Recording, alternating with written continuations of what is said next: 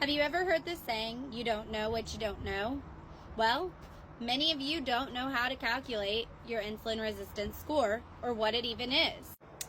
And if more of us knew about our insulin resistance score, we could be saving lives.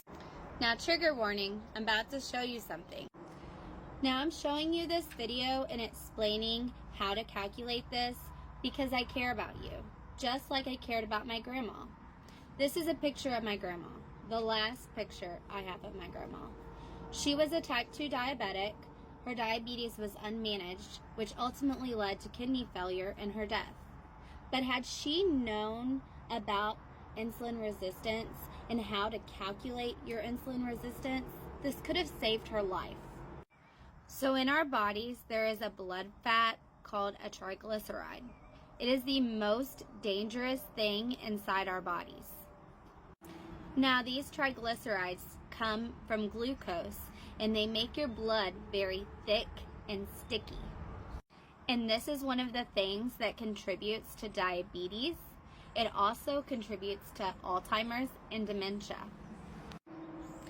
And did I mention having insulin resistance and not doing anything about it can lead to obesity, stroke, heart disease, high blood pressure, type 2 diabetes, and many other serious illnesses. So good news. Scientists have discovered a formula to calculate your insulin resistance and see how good or bad you're doing.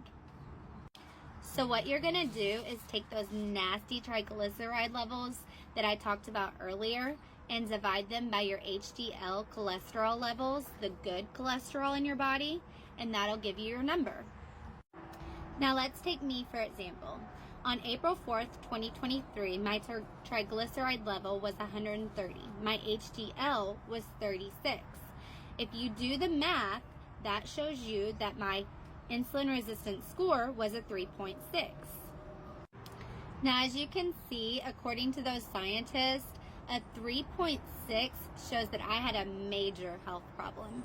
But don't worry, I'll show you something else. Fast forward to March 13th, 2024, my triglyceride level was 48. Divide that by my HDL, which was 47.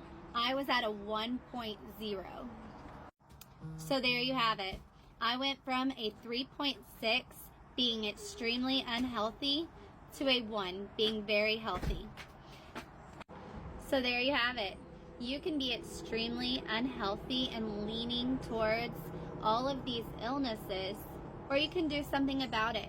You can learn about insulin resistance and educate yourself and get on the right side of being healthy.